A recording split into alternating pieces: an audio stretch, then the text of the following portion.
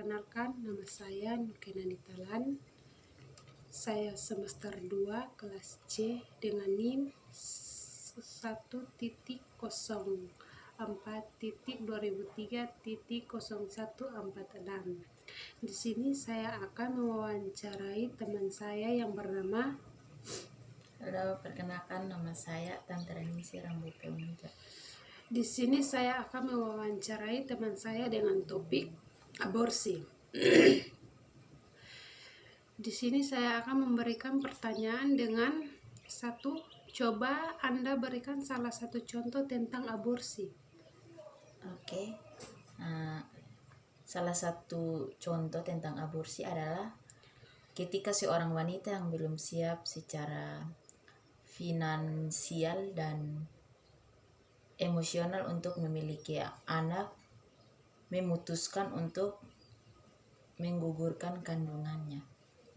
Yang kedua, bagaimana pendapat Anda tentang aborsi? Ya. Aborsi merupakan isu yang kompleks dan banyak beragam pandangan tentangnya. Beberapa orang menganggap aborsi sebagai hak individu dan mengandalkan tubuh mereka sendiri, sementara yang lain menganggapnya sebagai tindakan yang melanggar hak hidup janin yang sedang berkembang. Yang ketiga, apakah aborsi itu berbahaya bagi orang yang aborsi atau tidak? Ya. Aborsi dapat berbahaya bagi individu yang melakukannya bergantung pada metode dan kondisi pelaksanaannya. Jika aborsi dilakukan oleh tenaga medis yang terlatih dan dalam lingkungan yang aman, risiko komplikasi dapat minimalisir. Namun, aborsi yang dilakukan tanpa pengawasan medis yang tepat atau tempat yang tidak layak dapat menyebabkan masalah kesehatan yang serius dan bahkan kematian. Yang keempat, kita sudah tahu kalau aborsi itu tidak baik, tapi mengapa mereka masih melakukan aborsi? Oke, yang keempat, meskipun banyak orang yang menyadari bahwa aborsi tidak baik, ada alasan-alasan kompleks mengapa beberapa orang memilih untuk melakukan aborsi.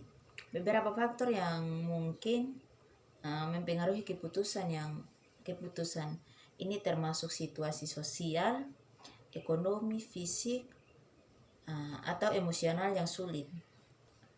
Kehamilan yang tidak diinginkan, masalah kesehatan pada ibu atau janin, bahkan penyalahgunaan untuk kekerasan dalam hubungan.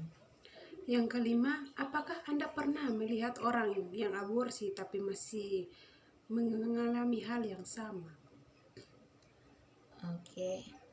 Tidak pernah melihat atau mengalami kehidupan nyata. Jadi saya tidak dapat memberikan pengalaman pribadi tentang melihat seorang yang melakukan aborsi dan mengulangi hal yang sama.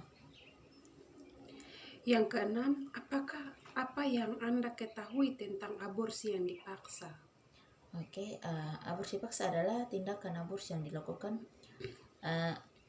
terhadap kehendak atau keinginan individu yang hamil tanpa persetujuan mereka.